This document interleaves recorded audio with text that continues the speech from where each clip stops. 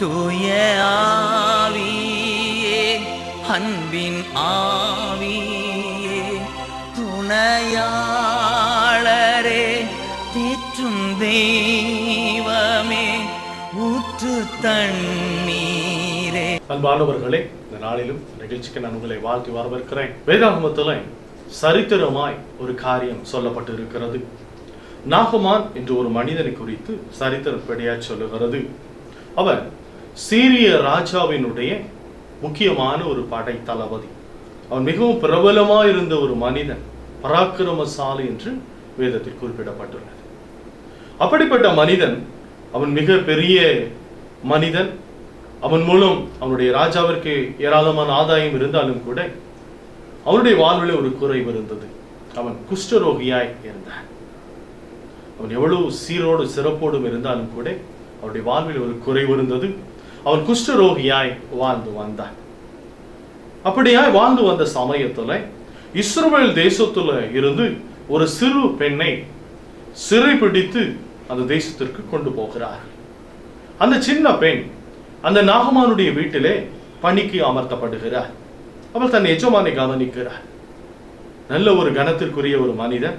ஆனால் அவனுடைய வாழ்வில் இருக்கிற குறையை அந்த சின்ன பெண் கவனிக்கிறார்.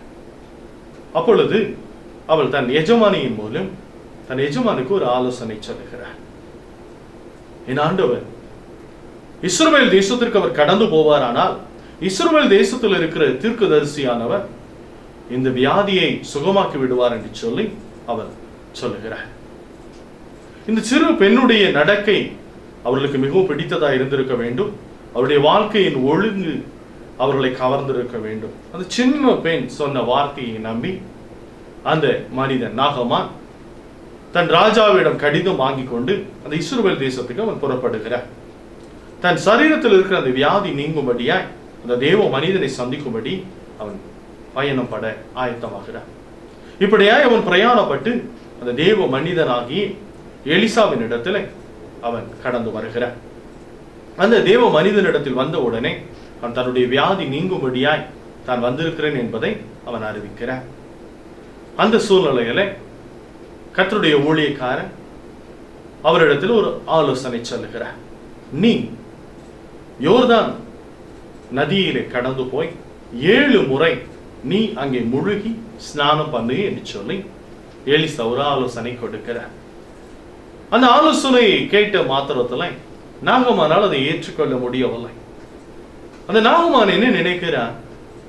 என்னுடைய தேசத்துல தமஸ்குவிலே எவ்வளவு பிரபலமான நதிகள் உண்டு. ஆப்னா, பர்பார் என்று அநேக நதிகள் இருக்கின்றன. அந்த நதிகளை காட்டிலும் இது ஒன்றும் பிரபலமான அல்லது ஒரு பெரிய நதி அல்லவே. நான் அப்படி சுத்தமாக வேண்டுமானால் என்னுடைய தேசத்தில் இருக்கிற அந்த நதிகளிலேயே நான் சுத்தமாகிக் கொள்ள முடியுமே என்று சொல்லி அவன் அதை குறித்து முறுமுறுக்கிறான். திரும்பி புறப்பட்டு விடவும் அவன் எத்தனிக்கிறான். அந்த சூழ்நிலையில அவனுடைய வேலைக்காரர்கள் அவனிடத்திலே மிகவும் மெதுவாய் ஒரு காரியத்தை சொல்லுகிறார்கள். ஒருவேளை இந்த தேவனுடைய மனுஷன் ஒரு கடினமான காரியத்தை சொல்லி இருப்பாரானால் நீர் செய்திருப்பீர் அல்லவா? இது ஒரு அற்பமான ஒரு காரியம் தானே, ஏன் அதற்கு கீழ்ப்படிந்து நீங்கள் இதை செய்யக்கூடாது என்று அவர்கள் கேட்கிறார்கள். அந்த வேலைக்காரருடைய வார்த்தை அவனை சற்றே யோசிக்க வைத்தது. அவன் தன் முடிவை மாற்றிக்கொண்டு அந்த தேவ மனிதனுடைய வார்த்தையின்படி அங்கே கடந்து சென்று யோர்தானிலே அவன் 7 முறை முழுகினான். அவன் 7வது முறை முழுகி எழுந்திருக்கிற பொழுதோ அவனுடைய சரீரம் ஒரு சின்ன பிள்ளையுடைய சரீரத்தை போல மாறி போயிற்று. குஷ்டரோகியாய் இருந்த ஒரு மனிதன், சரீரத்தில் குஷ்டரோகத்தோடு கூட இருந்த மனிதன், அவனுடைய சரீரம் முழுவதும் ஒரு சின்ன ஒரு குழந்தையை போல, எப்படி ஒரு பிறந்த குழந்தையுடைய மாம்சம் எவ்வளவு அழகா இருக்குமோ அப்படி போல மாறி போயிட்டான். அவனுக்கு ஒரே சந்தோஷம். அவன் இது எதிர்பார்க்கவே இல்லை. அப்படியான ஒரு அற்புதம் அந்த நாளில் அவனுடைய வாழ்வில் நடந்தது. அதன் பின்பதாய் அவன் மீண்டும் தேவனுடைய மனுஷனிடத்தில் கடந்து வந்தான். அவன் ஒரு காரியம் சொன்னான். உலகத்துல எங்கும் இந்த இஸ்ரவேலின் தேவனை போல ஒரு தேவன் இல்லை என்று சொல்லி அவன் அறிக்கை செய்து மிகுந்த மனமகிழ்ச்சியோடு அந்த தேவ மனிதரிடத்திலிருந்து புறப்பட்டு சேர்ந்தான். இது சரித்திரம். இந்த சரித்திரத்துல ஒரு காரியத்தை நாம் கவனிப்போமானால், நாகமான் இந்த தேவனுடைய மனுஷனிடத்துல அற்புதத்தை பெரும்படியாய் கடந்து வந்தான். ஆனாலும் கூட அவனுடைய உள்ளத்துல ஒரு வைராக்கியம், ஒரு முடிவு இருந்தது. அவன் என்ன நினைத்தான், இந்த மனிதன் சொன்ன காரியத்தை காட்டிலும் என் தேசத்திலேயே பெரிய காரியம் இருக்கிறது, நான் அறிந்ததிலேயே பெரிய நன்மையான காரியம் இருக்கிறது என்று சற்றே அவன் தயங்கினான். ஒருவேளை அவன் அந்த முதல் முடிவின்படி தன் தேசத்துக்கு திரும்பி போயிருப்பானால், தன் பழைய நிலைக்கு அவன் கடந்து போயிருப்பானால், அவனுடைய வாழ்வில் அன்றைக்கு அந்த அற்புதம் நடந்திருக்க முடியாது. அற்புதமான காரியத்தை அவன் கண்டிருக்க முடியாது, ருசித்திருக்க முடியாது. ஆனால் அவன் அந்த முடிவை சற்றே மாற்றிக்கொண்டது நிமித்தம், தன்னை ஒப்பு கொடுத்தது நிமித்தம், விட்டு கொடுத்தது நிமித்தம் ஒரு பெரிய ஒரு அற்புதம் அவன் வாழ்வில் கடந்து வந்தது. இன்றைக்கு கூட அநேக மனிதர்கள் தங்கள் வாழ்வில் அதிகமான நன்மைகளை எதிர்பார்க்கிறார்கள். ஆனால் தங்களுக்குள் இருக்கிற சில காரியங்களை விட்டு கொடுக்க அல்லது அதை விட்டுவிட மனது இல்லாதது நிமித்தம் அவர்களால் அந்த நன்மையை பெற்றுக்கொள்ள கூடாதவர்களாய், தடைப்பட்டவர்களாய், தடை பண்ணப்பட்டவர்களாய் காணப்படுகிறார்கள். இந்த நாகமான் தன்னுடைய வாழ்க்கையில தன்னை விட்டு கொடுத்தது நிமித்தம் அவன் எடுத்த ஒரு முக்கியமான முடிவு அவனுடைய வாழ்க்கையில ஆசீர்வாதமாய் மாறி போனது. சமீபத்தில் நான் பத்திரிகையில் ஒரு செய்தியை வாசித்தேன். ஒரு வேட்பாளர் அந்த தொகுதியில நிற்கிற வேளைகளை அவருடைய பெயரை கொண்ட அநேக மனிதர்களை அங்கே வேட்பாளர்களாய் நிறுத்தி விடுகிறார்கள். இவருடைய பெயர் என்னவோ அதே பெயரை தாங்கின வேட்பாளர்கள் அதிகமான பேர் அந்த தொகுதியில் இருக்கிற பொழுது அந்த வேட்பாளரை தேர்ந்தெடுக்க வேண்டியவர்களுக்கு ஒரு மிகுந்த குழப்பம். யார் அந்த வேட்பாளர் என்று சொல்லி ஒரு குழப்பத்திற்குள்ளாய் அவர்கள் கடந்து போகிற சூழ்நிலை உருவாக்கப்படுது. ஒருவேளை இன்றைய நாளிலும் கூட அப்படித்தான் அநேக நேரங்களிலே நாம் குழப்பத்திற்குள்ளாய் நடத்தப்படுகிறோம். அநேக முடிவுகளை எடுக்க கூடாதபடி சத்துருவின் தந்திரம் இப்படியாய்த்தான் இருக்கிறது. ஆனால் எப்பொழுது நாம் மிக தெளிவோடு ஒரு முடிவை எடுக்கிறோமோ அந்த நாளில் தானே நம்முடைய வாழ்வில் நாகமானுடைய வாழ்க்கையில் நடந்தது போன்ற ஒரு அற்புதம் நிச்சயமாய் நடக்கும். அதுல எந்த விதமான சந்தேகமும் இல்லை. ஆனால் அந்த முடிவை எடுக்கிற அந்த காரியம்தான் வாழ்க்கையில நன்மையை கொண்டு வரும் என்பதிலே சந்தேகமே இல்லை. நாம் கிராம பகுதியிலே அதிகமாய் பார்க்கிற பொழுது இந்த விவசாய நிலங்களிலே அந்த சோலை கொள்ளை பொம்மை என்று சொல்லி ஒரு பொம்மை வைத்திருப்பாங்க.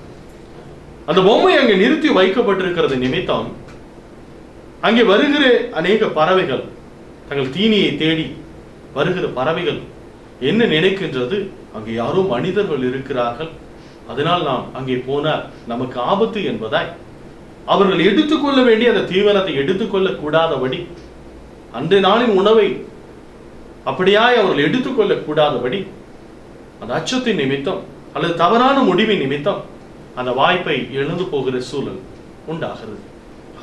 இப்படித்தான் சத்துருவும் கூட அநேக நேரங்களிலே நம்முடைய ஆன்மாவுக்கு தேவையான ஆகாரத்தை எடுத்துக்கொள்ள கூடாதபடி மாயையான காரியங்கள் நிமித்தம் தடை பண்ணி போடுகிறார். வேதாகமத்துல இயேசு கிறிஸ்து ஒரு உவமையை சொன்னார். அவர் தமிழிடத்துல அவருடைய வார்த்தைகளை கேட்க வந்த மக்களிடத்துல ஊமையாய் இப்படி ஒரு காரியத்தை அவர் சொன்னார். ஒரு மனிதன் விதைகளை எடுத்துக்கொண்டு அவன் விதைக்கும்படியாய் புறப்பட்டு போகிறார். அப்படி அவன் கடந்து போகிற வேளையிலே அவன் விதைக்கும் பொழுது சில விதைகள் வழி அருகே விழுந்து முளைக்கின்றன. அடுத்த சில விதைகள் கற்பாறையின் மேல் விழுந்து முளைக்க ஆரம்பிக்கிறது. ஆனால் அங்கே நீர் இல்லாதபடியா அவை வாடி போகிறது. இன்னும் சில விதைகள் முற்கள் உள்ள இடங்களில் விழுகிறது. அந்த விதை முளைக்க ஆரம்பிக்கிறது. கூடவே இந்த முள்ளும் வளர்ந்து அந்த விதையை நெருக்கி போடுகிறது. இன்னும் சில விதைகள் நல்ல நிலத்தில் விழுந்து அது நல்ல பலனை கொடுத்தது என்று இயேசு சொன்னார். இந்த ஓமையின் மூலம் ஆண்டவர் ஒரு காரியத்தை அவர் விளங்க பண்ணினார். இந்த வார்த்தை சத்திய வசனம், சத்தியம். இதை அறிகிறவர்களுக்கு நிச்சயமாய் விடுதலை உண்டு. அந்த நாகமானுக்கு அந்த நாளில் கிடைத்த விடுதலை போல உலகத்தில் எத்தனை கோடி கொடுத்தாலும் கிடைக்காத ஒரு விடுதலை. எவ்வளவு பதவி இருந்து என்ன, எவ்வளவு வசதி வாய்ப்புகள் இருந்து என்ன, செல்வாக்கு இருந்து என்ன, அவளுடைய வாழ்க்கையில் இருந்த குறைவு அதை அந்த பெண் கண்டு கொண்டார். அவள் அது நிமித்தம் அவனுக்கு அந்த ஆலோசனை சொன்னார். இந்த நாளிலும் கூட நம்முடைய வாழ்க்கையில முழுமையான நன்மை, பூரண ஆசீர்வாதம் கடந்து வர வேண்டுமானால் சத்தியத்தையும் அறிய வேண்டும். அந்த சத்தியம் தான் நம்மை விடுதலையாக்கும். வேதம் அப்படித்தான் சொல்லுகிறது, சத்தியத்தையும் அறிவீர்கள், சத்தியம் உங்களை விடுதலையாக்கும். சத்தியத்தின் பாதையை அறிந்து கொள்ளுகிற பொழுது நிச்சயமாகவே வாழ்க்கையில் விடுதலை உண்டு. ஆனால் அநேக தடைகளும் குழப்பங்களும் அதில் தான் கடந்து வருகிறது. இயேசு கிறிஸ்து சொன்ன ஓமையை போல வழி அருகே விழுந்த விதையை குறித்து இப்படியாய் ஆண்டவர் சொல்லுகிறார். அந்த வழி அருகே விதைக்கப்பட்டவர்கள் வசனத்தை கேட்கிறார்கள் தான், இந்த சத்தியத்தை கேட்க கொஞ்சம் புறப்பட்டு வருகிறார்கள் நாகமானை போல. ஆனால் அவர்கள் விசுவாசித்து பூரணமாய் அந்த ரட்சிப்பின் அனுபவத்துக்குள் கடந்து வரக்கூடாதபடி பிசாசானவன் வந்து வசனத்தை அவர்கள் இருதயத்திலிருந்து எடுத்து போடுகிறார். அந்த வசனமாகிய விதை அவர்களுக்குள் இருக்கக்கூடாதபடி பிசாசு என்ன செய்கிறார்? ஐயோ, இந்த விதை இவர்களுக்குள் இருக்குமானால், இந்த சத்தியமாகிய வசனம் இவர்களுக்குள் இருக்குமானால் இவர்கள் வாழ்விலே இவர்கள் வளங்கொண்டு விடுவார்கள், இந்த ரட்சிப்பின் பாதையில் வந்து விடுவார்கள், அவர்கள் நன்மையை கண்டடைந்து விடுவார்கள், இவர்கள் அந்த பாதையிலே சென்று விடக்கூடாது என்று சொல்லி அவன் மிக தந்திரமாய் கவனமாய் என்ன செய்கிறார்? அந்த சத்திய வசனத்தை அவர்களுக்குள் இருந்து எடுத்து விடுகிறார். அந்த வசனத்திற்கு அவர்கள் கீழ்ப்படிந்து விடாதபடி, அந்த வசனம் அவர்களுக்குள் இருக்குமானால் அவர்கள் அது கீழ்ப்படிய ஆரம்பிப்பார்கள், அதன்படி வாழ ஆரம்பிப்பார்கள். அப்பொழுது அவருடைய வாழ்க்கை தலைகீழாக மாறி போகும்.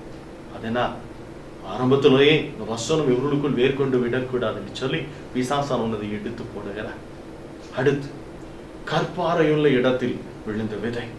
இந்த கற்பாறையில் விழுந்த விதையை குறித்தும் வேத வசனம் அழகை சொல்லுகிறது. ஆண்டவர் சொன்னார், அது தங்களுக்குள்ளே வேர் கொள்ளாதபடியினாலே, வேர் வளமாய் இல்லாதபடியினாலே கொஞ்ச காலம் மாத்திரம் விசுவாசித்து சோதனை காலத்தில் பின்வாங்கி போகிறார்கள் என்று சொல்லி சொல்லப்பட்டிருக்கிறது.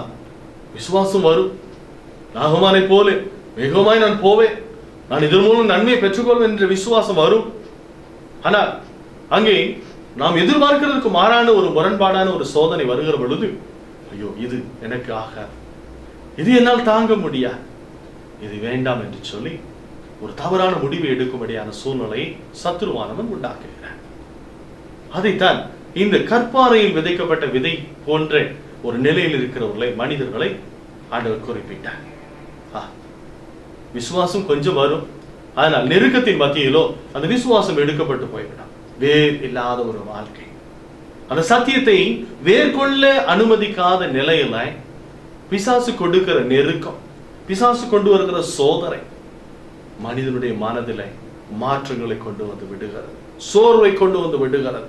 ஐயோ இதுபடி நாம் நடக்க முடியாது, இதன்படி நாம் வாழ முடியாது, இது கடைபிடிக்கிறது ரொம்ப கஷ்டம், இதன்படியாய் நான் பரிசுத்தமாய் வாழக்கூடாது என்று சொல்லி விழுந்து போகிறவர்கள் ஒரு கூட்டமாய் வேதம் சொல்லுகிறேன். கற்பாறையுள்ள நிலத்திலே விதைக்கப்பட்ட விதையாய் காண்கிறவர். இன்னொரு விதையை குறித்து வேதம் சொல்றது, இன்னும் சில விதைகள் அது முள்ளுள்ள இடங்களில் விழுந்தது என்று நாம் பார்த்தோம். இந்த முள்ளுள்ள இடங்களில் விழுந்த விதை அது வளரத்தான் ஆரம்பிக்கிறது, ஆனால் கூடவே வளருகிற முள்ளும் அங்கே இருக்கிறது, முள்ளும் கூட சேர்ந்து வளர்ந்து கொண்டு இருக்கிறது. இப்படி இரண்டும் வளர்ந்து கொண்டு இருக்கிற வாழையிலே முட்கள் என்ன செய்கிறது?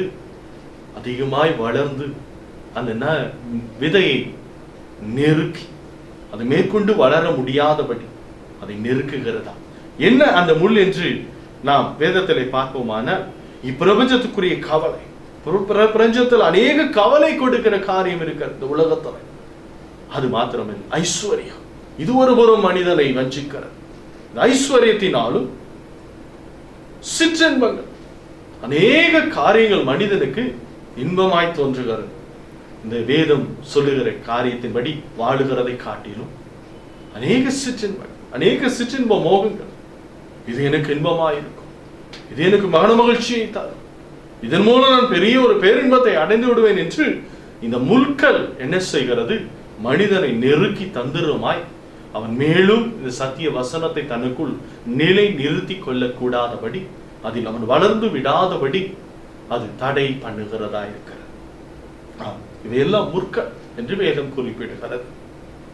இவையெல்லாம் முற்களா இருக்கிறது. அநேக கவலை, அநேக கவலை. இது ஒரு பக்கம் முள், ஐஸ்வர்யம் அது ஒரு பக்கம் முள். மற்றும் இல்லாமல் உலகம் கொடுக்கிற, உலகத்தின் அதிபதி கொடுக்கிற சிற்றின்பமான காரியங்கள், அது இன்பமாய் தான் தோன்றும், அது சந்தோஷத்தை போலதான் தோன்றும். முடிவை கவனித்து பார்த்தால் தான் தெரியும், அது தந்திரமாய் வஞ்சிக்கிற நெருக்குகிற முள் என்று வேதம் சொல்லுகிறது. அந்த முள் அது நெருக்க ஆரம்பிக்கிற பொழுது மனிதன் தன்னை இழந்து போகிறார். சத்தியத்தின் பாதையை விட்டு அவன் மாறி போகிறான். தாங்க முடியவில்லை, ஐயோ இந்த முள்ளை என்னை நெருக்குகிறது என்று சொல்லி அவன் பாதை மாறி திரும்பி விடுகிறான். நாகமானை போன்ற உள்ளத்துக்குள் அவன் கடந்து வந்து விடுகிறான். சிந்தனைகள் அப்படியாய் சொல்ல ஆரம்பிக்கும். ஆனா இறுதியாய் சில விதைகள் நல்ல நிலத்தில் விழுந்த விதை, நல்ல அருமையான நிலம், விளைச்சலை தரக்கூடிய நிலம், எந்த தடையும் உடைத்து மேம்படக்கூடிய நிலம். அந்த நல்ல நிலத்தில் விழுந்த விதை அது வெகு அழகாய் வேகமாய் வளர ஆரம்பிக்கிறது. அதை ஒருவரும் தடை பண்ணி போடவே முடியாது. அந்த விதை வளர ஆரம்பிக்கிறது. அது ஆசீர்வாதம். சத்தியம் உள்ளே வளர ஆரம்பிக்கும், சத்திய வசனம் உள்ளே வளர ஆரம்பிக்கும். அப்படி வளர ஆரம்பிக்கிற பொழுது ஒரு காரியமும் ஒன்றையும் தடை பண்ணி போட முடியாது. அப்படிப்பட்ட ஒரு வாழ்வுதான் நாகமானுடைய வாழ்விலே இறுதியாய் அவன் பெற்றுக்கொண்ட அந்த ஆசீர்வாதத்தை போல நன்மையை பெற்றுக் கொடுக்க முடியும். எனக்கு அன்பானவர்களே, இந்த நாளிலும் நமக்கு ஒரு காரியத்தை கற்றுக் கொடுக்கிறது. நம்ம ஒரு பாதையில கடந்து போக துவங்கலாம், ஆனால் உறுதியோடு கூட அந்த சத்தியத்தின் பாதையிலே, சத்திய வசனத்தின் பாதையிலே நடந்து முடிக்கிற பொழுதுதான் ஜெயம். முடிவு பரியந்தம் நிலை நிற்பவனே ரட்சிக்கப்படுவான் என்று வேதம் சொல்லுகிறது. ஆனா இந்த பாதையில கடந்து போக கூடாதபடி அநேக தடை கற்கள் வரும், அநேக அச்சுறுத்தல்கள் வரும், அநேக நெருக்கங்கள் கடந்து வரும்.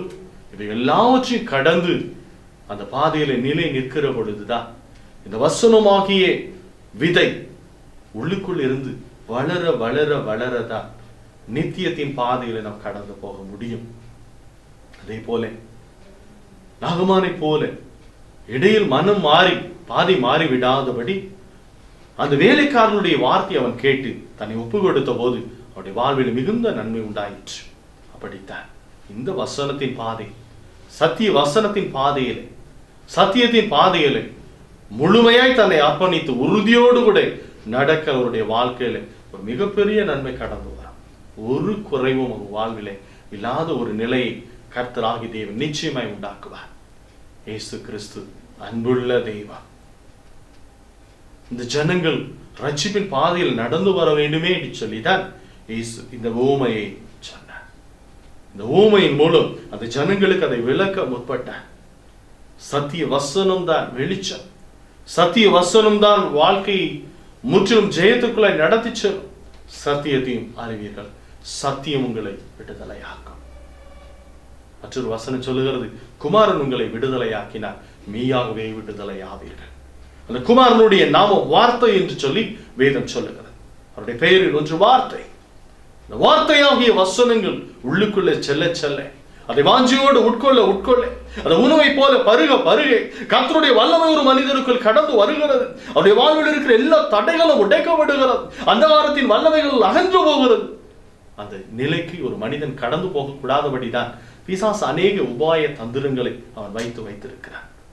மக்களை குழப்புகிற காரியங்கள், மக்களை மனமடிவாக்கி தன் கட்டுக்குள் கொண்டு வரும்படியாய் அநேக காரியங்களை அவன் வைத்திருக்கிறான்.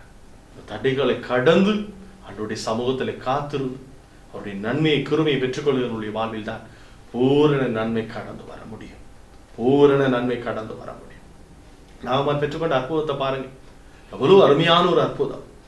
அவன் சரீரத்தை தொட்டு தொட்டு பார்த்து சந்தோஷப்பட்டு இருப்பான். என்னுடைய சரீரமாய், என்னுடைய மாம்சமாய், ஐயோ நானே அருவருத்த மாம்சமாயிற்றே, நானே அருவருப்பாய் பார்த்த மாம்சம், அழுகி போன நிலையில் என்னுடைய மாம்சம் காணப்பட்டது, குஷ்டரோகம்.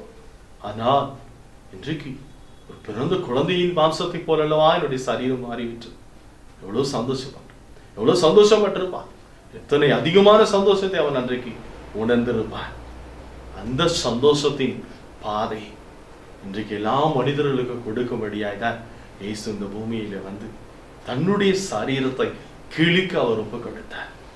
தன்னுடைய மாம்சம் கிழிக்கப்பட்டாலும் பரவாயில்லை, தன்னுடைய சரீரத்துல முள்முடி சூட்டப்பட்டாலும் பரவாயில்லை, தன்னுடைய கரங்களிலும் கால்களிலும் ஆணிகள் அடிக்கப்பட்டாலும் பரவாயில்லை, ஆனா என்னுடைய சாயலாய் படைக்கப்பட்ட என் மனிதர்கள் அவர்கள் மீட்படைய வேண்டும் என்று சொல்லி அவர் மிகுந்த வாஞ்சியோடு இந்த பூமியிலே வந்தார். அவன் அன்பானவர்களை, வேதம் சொல்லுகிறது, மனிதர்களாகி நம்மை அவர் தம்முடைய சாயலாய் படைத்தார். நாம் எல்லாம் தேவ சாயலாய் படைக்கப்பட்டிருக்கிறோம்.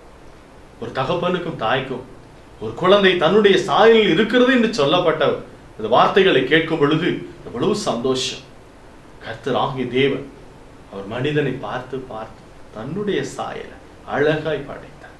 ஆனா இன்றைக்கு மனிதனோ தன் உள்ளத்தின் தோற்றத்தின்படி கடவுளுக்கு அநேக சாயலை அவன் படைக்கிறான், அநேக சாயலை அவன் தோற்றுவிக்கிறான். மனம் போன போக்கில் தோற்றுவிக்கிறான். வேதம் சொல்லுகிறது, கர்த்தராகிய தேவன் தம்முடைய சாயலாய் தம்மை போல அழகாய் மனிதனை படைத்தார்.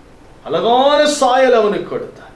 அழகுள்ள ரூபம், அழகான முகம், தன்னை போல படைச்சு சந்தோஷப்பட்ட கர்த்தர் மனிதனை மீண்டும் தன்னுடைய சாயலுக்கு பூரணமாய் அவர் கொண்டு போகும்படி தன்னுடைய சரீரத்தை அவர் கிழிக்க ஒப்பு கொடுத்தார். அவர் மரணத்தை ஜெயமாய் விழுங்கினது நிமித்தம் இன்றைக்கு மனிதர்களுக்கு ரட்சிப்பு உண்டாயிருக்கிறது. அந்த பூர்ண ரட்சிப்பை பெற்றுக்கொள்ள நான் உறுதியான முடிவோடு கூட நாகமானை போல இடையில இடராதபடி முழுமையாய் அந்த பாதையில நடந்து வருவோமானால், வேத வசனங்களை ஆராய்ந்து தியானித்து அதை நம் உள்ளுக்குள் செலுத்த ஆரம்பிப்போமானால், ஒரு உணவை போல உட்கொள்ள ஆரம்பிப்போமானால், இந்த வேத வசனம் நமக்குள்ள விதைக்கப்பட்டு அது பலன் கொண்டு வளர வளர நம்முடைய வாழ்வில பூரண நன்மை கடந்து வரும். கர்த்தர் தாமே இந்த நாளிலும் இந்த வார்த்தைகளின்படி உங்களை ஆசீர்வதிப்பாராக. நல்ல நிலத்தில் விதைக்கப்பட்ட விதையாய் இந்த வார்த்தைகளும் தொடர்ந்து வேதத்தில் இருக்கிற வசனங்களும் உங்களுக்குள் கடந்து செல்லட்டும். அது மரமாய் வளர்ந்து பெருகட்டும். உங்கள் வாழ்விலே பூரணமான நன்மையும் ஆசீர்வாதம் அதன் மூலம் கடந்து வர கர்த்தர் உங்களுக்கு உதவி செய்வாராக. தொடர்ந்து இந்த வேத வசனங்களை உட்கொள்ள ஆரம்பியுங்கள். இந்த வேத வசனங்களை வாஞ்சியோடு கூட உங்களுக்குள் விதைக்க ஆரம்பியுங்கள். இந்த விதை வளர வளர வளர உங்கள் வாழ்க்கை தலைகீழாய் மாறுகிறதை நிச்சயமாய் நீங்கள் உணர ஆரம்பிப்பீர்கள். அது உள்ளான மனதோடு அதை கொப்பு கொடுத்து நம் சுயத்தை முற்றிலும் நாம் வெறுத்து, நமக்குள் இருக்கிற விரும்புகிற மனம், நாம் நினைவு கொள்ளுகிற காரியங்களை நாம் விட்டு விடுகிற பொழுது நிச்சயமாக மாற்றம் உண்டாகும். நாகமா நினைத்தது போல என் தேசத்தில் இருக்கிற நதி, நான் நினைத்தது போல அந்த காரியம் தான் எனக்கு நன்மையை தரும் என்று நாம் நினைப்போம். ஆனால் ஒருவேளை இப்படிப்பட்ட ஆசீர்வாதத்தை நாம் இழந்து போகிறதுக்கு அதுவே காரணமாகிவிடும். எனவே இந்த நாளில் இந்த சத்தியத்தை கேட்டுக்கொண்டிருக்கிறேன் அன்பு தேவஜனமே, கர்த்தருடைய சமூகத்தில் முழுக்க அர்ப்பணியுங்கள். என் சுயத்தை நான் வெறுத்து விடுகிறேன் ஆண்டவரே, நான் சுயமாய் எடுத்த முடிவால நான் வெறுத்து விடுகிறேன். உம்மை சார்ந்து உமக்குள் வளர எனக்கு உதவி செய்யும் என்று கேட்கும் பொழுது இயேசு நிச்சயமாக உங்கள் வாழ்வை அற்புதமாய் மாற்றுவார், அதிசயமாய் மாற்றுவார். அவருடைய வல்லமை உங்களை தொடும் என்பதில் சந்தேகமில்லை. கர்த்தர் தாமே உங்களை தொட்டு ஆசீர்வதிப்பாராக. நான் இப்பொழுது உங்களுக்காக ஜெபிக்க போகிறேன். நீங்களும் என்னோடு கூட இணைந்து ஜெபியுங்கள். கர்த்தர் நிச்சயமாய் உங்களை ஆசீர்வதிப்பார். உம்மை போல நல்ல தேவன் யாரும் இல்லையே, உம்மை போல வல்ல தேவன் யாரும் இல்லையே, உம்மை போல நல்ல தேவன் யாரும் இல்லையே, உம்மை போல வல்ல தேவன் யாரும் இல்லையே, உம்மை போல என்னை தாங்கிட, உம்மை போல என்னை காத்திட, உம்மை போல என்னை தேற்றிட யாரும் இல்லையே, யாரும் இல்லையே, உம்மை போல நல்ல தேவன் யாரும் இல்லையே,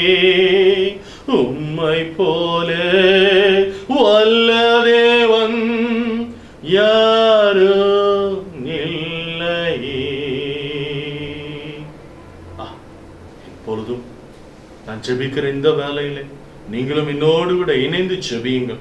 கர்த்தர் நிச்சயமாய் உங்களை ஆசீர்வதிப்பார். தாப்பனே, நன்றியோடு கூட நான் ஸ்தோத்திரிக்கிறேன் அப்பா. இந்த நாளிலும் நிகழ்ச்சியை பார்த்து கொண்டு இருக்கிற ஒவ்வொருடைய வாழ்விலும் சத்தியமாகிய விதை விதைக்கப்படும்படியா நான் ஜெபிக்கிறேன். சத்தியத்தையும் அறிவீர்கள், சத்தியம் உங்களை விடுதலையாக்கும் என்ற வேத வசனத்தின்படி ராஜா, இந்த சத்தியம் இவர்களுக்குள்ள பலமா இறங்கி கிரியை செய்யும்படியா ஜெபிக்கிறேன். சத்தியத்தின் வல்லமை அவர்களை கடந்து செல்லட்டு ராஜா. இந்த சத்திய வசனத்தின் ஆண்டவரே வல்லமை அவர்களை நிரப்பும்படியா நான் ஜெபிக்கிறேன். ஒவ்வொருவரும் ராஜா நல்ல நிலமாய் பொழுது மாறட்டு ராஜா.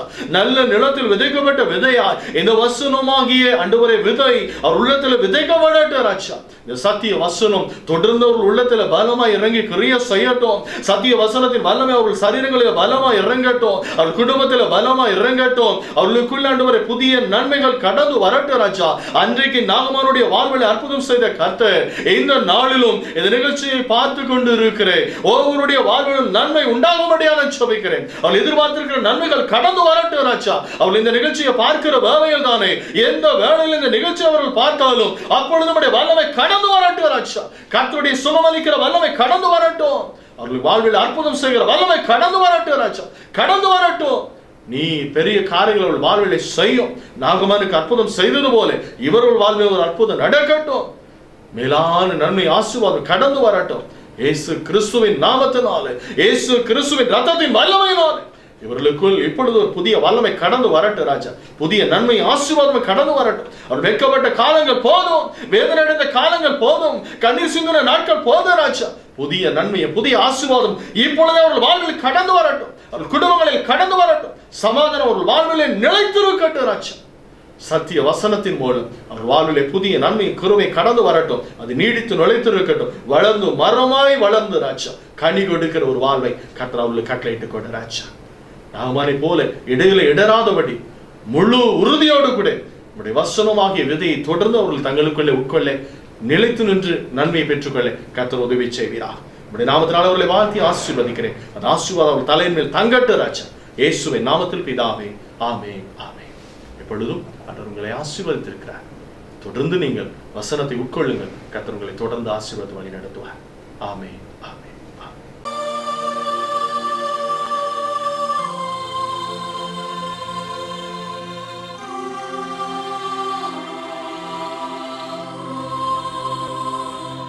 தூய ஆவியே, அன்பின் ஆவியே, துணையாளரே,